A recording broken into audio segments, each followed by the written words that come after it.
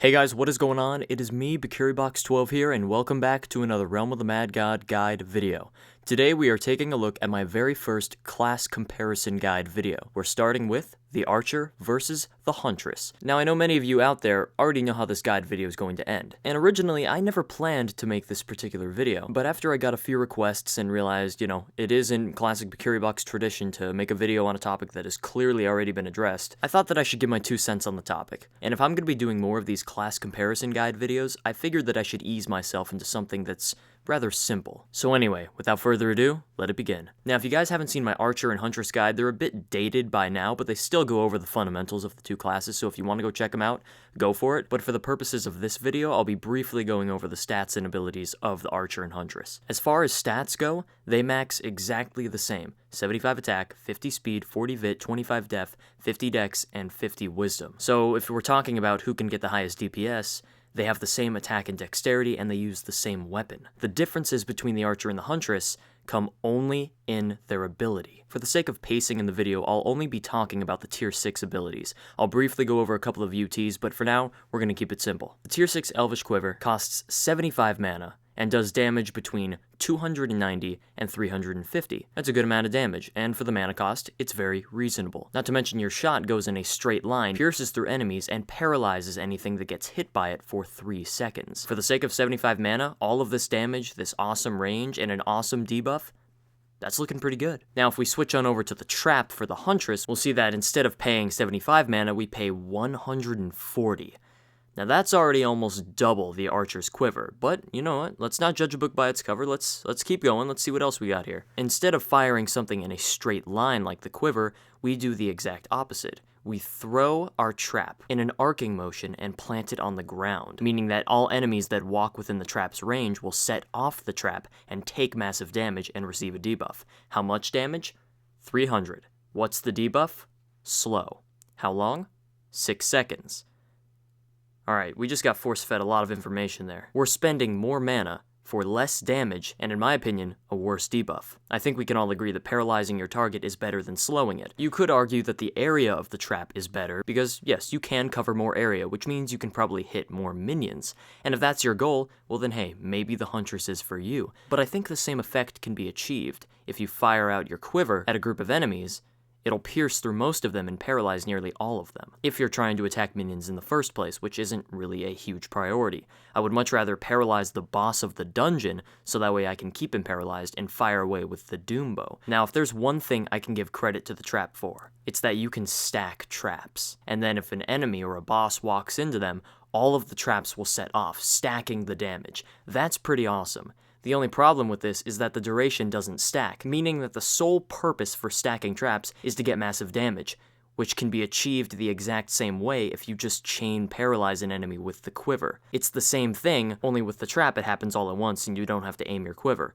But since the target's paralyzed anyway, it's not really aiming, it's just point and shoot. So let's recap.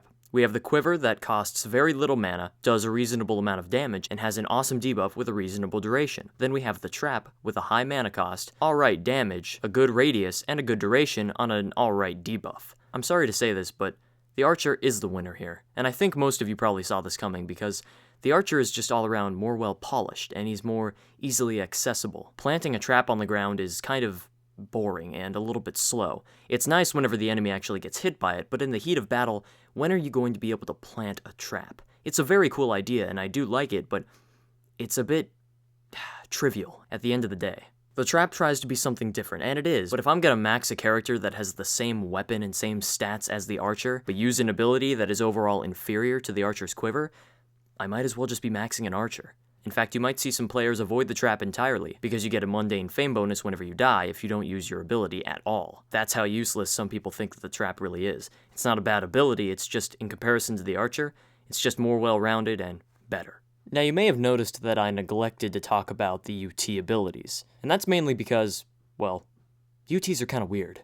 They're the oddballs out of all the abilities, and I have made comparison guides on both of these in the past, and I said that I liked Elvish more than QOT. I remember saying that I liked Coral Venom better than Giant Catcher, but now Giant Catcher is starting to come around on me. I really do like that radius, it makes it really fun to take out some gods. But that's the thing, Godlands farming is really the only thing that the traps are great for, and maybe taking out the minions that are surrounding an enemy, or maybe trying to slow all of the tomb bosses at once while they're all next to each other. The Coral Venom Trap allows you to paralyze a target, but for a shorter duration and a shorter radius, so it's pretty much like we're throwing a quiver now. To which I reply, why don't I just use a quiver? At least with a quiver, it doesn't cost as much mana, and I don't have to play a guessing game with the floor so that way the trap lands at the exact location that the enemy will be on. Because it's very rare that you're going to capture more than one enemy within such a small radius of 3.5. Again, it can be done, but it's just harder. The trap can be both easier and harder to use at the same time. It can be easier because you actually have a radius to your shot instead of one single line, but it can also be harder because you can't throw that many out unless you drink MP potions or your pet is just really good, since the trap costs so much mana. The point I'm trying to make is that the quiver is better for two main reasons: better mana control and faster paralyzing, whereas the trap costs way more mana and it takes a while for it to actually hit the ground and hit the targets. For that, I think that the quiver is better, and in turn, the archer is the better choice. Although, there is one example where the trap is actually better than the quiver, and that's getting the first paralyze on a boss. If you have a dungeon boss that's running around like crazy and you cannot aim at him for your life, you shoot off your quiver and you miss, you've wasted 75 mana. With the trap, you have much more room for error, which means you don't have to be incredibly precise like with the quiver. Unfortunately, this idea gets completely obliterated if you simply get better with aiming your quiver shots. So in the beginning, maybe the Huntress would be the easier class for you, but maybe whenever you get a little bit better and you can time your shots more and you have more faster reflexes, the archer is definitely the way to go. So yeah, thank you guys for watching. I hope you guys enjoyed the very first class comparison guide video. As always, don't forget to check out the next episode whenever I post it, which will probably be soon, and I will see you guys then. Alright. See ya.